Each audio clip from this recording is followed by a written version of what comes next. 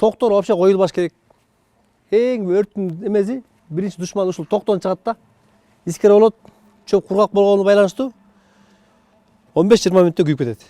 Кышка тоют даярдоодо турак жайларга жакын жерге чөп жыйноо өрт кырсыктарына себеп болушу мүмкүн экенин түшүндүрүү максатында Манас району боюнча өзгөчө кырдаалдар бөлүмүнүн өрт өчүрүү жана алдын алуу бөлүмчөсүнүн кызматкерлери айыл тургундары менен түшүндүрүү иштерин жүргүзүштү. Жайылгандан бир пожар катталды түнкү.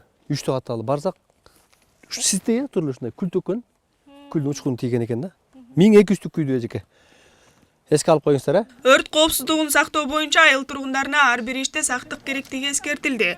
Ошондой эле айлана чөйрөнү тазалоо учурунда айрым жарандардын жалбырак жана таштандыларды өрттөп жиберүүсү өрттүн чыгышынын негизги себептеринин бири экендиги айтылды. Түшүндүрүү.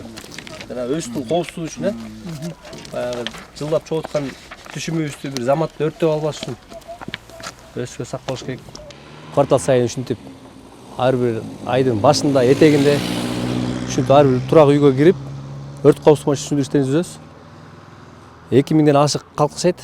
Бүгүнкү күндө азыр 9 айдын жыйынтыгы менен 38 өрт кырсыгы катталды. Ошонун 25и ушу турак үйдө жыйналган чөптөрдөн чыгып атат да. Чыгымы боюнча айта кетсем 1,5 миллиондон ашык чыгым катталды. Калган өрт кырсыгы жанагы мусорлар, кургак чөптөрдөн чыкты.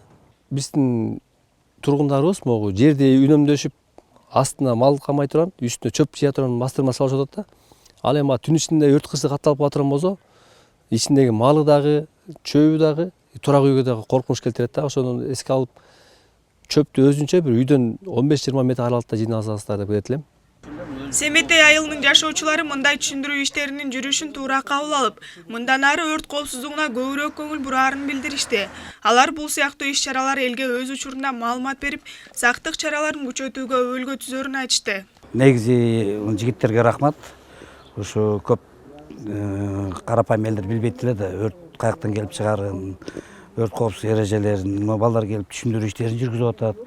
Негизи булар үчүн өтө эле жакшы нерсе деп ойлойм. Кыргызда жакшы сөз бар, сактанса Кудай сактайт деп. Өзүнүн коопсуздугу үчүн жакшы иштерди кылып атат деп. Өзгөчө кырдаалдар кызматынын өкүлдөрү мындай түшүндүрүү иштерин райондун башка айылдарында да улантыларын билдиришти. Гүлзада Бакаева, Чыңгыз Бокошов, Манас району.